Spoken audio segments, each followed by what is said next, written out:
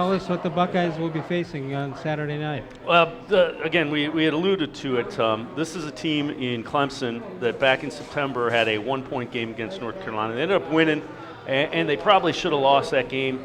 Since then, they've scored 50 or better. They haven't allowed a team to score more than 20 points all season long. So the defense is very good. The offense is really putting up points.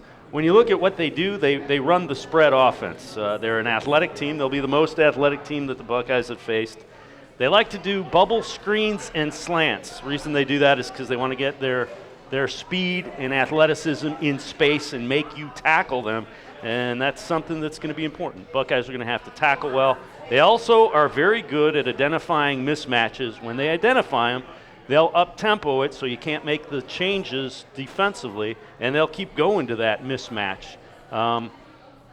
Their running back is a guy, Travis-Etienne, and he has run for 1,500 yards, 17 touchdowns. Their quarterback, who we alluded to, Trevor-Lawrence, started last year as a freshman. Quick release, strong arm, did not have a good start to the season. And that's why the numbers are even more impressive, and it shows you how he has played as of late.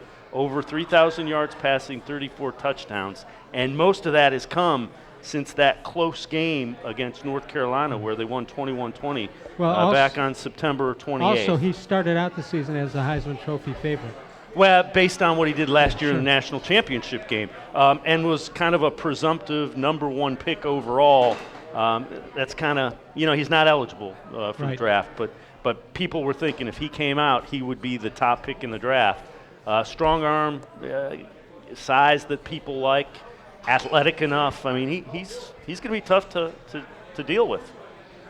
When you look defensively at Clemson, they have the Butkus Award winner, linebacker, in Isaiah-Simmons. He's a converted defensive back that they put at linebacker, and he won the award as the best linebacker in college football. Play a 3-4 hybrid, and they like to blitz and get after it. Again, as I mentioned, haven't allowed more than 20 points in any game this year. They allowed 20 in that 1-point win against North Carolina. 3-4, high risk, high reward. They'll blitz a lot. If they find somebody they think they can get after, they'll get after it. And you see the schedule. ACC not the greatest, but after that 1-point win against North Carolina, where they probably should have lost that game, to be honest with you.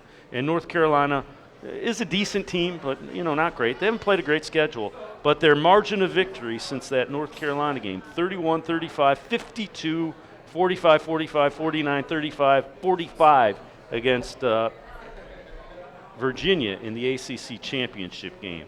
So they have been scoring 51 points a game over their last 9 points. You got to believe Ohio State could do the same if they wanted to. They called out the dogs quite a bit. Perhaps, but the fact that they've done it is a concern. Yeah, they're the national champs, and they come back with that kind of schedule and those kinds of wins. And dabo-Swinney's a really good coach. No question, and a really rich one. As he should be.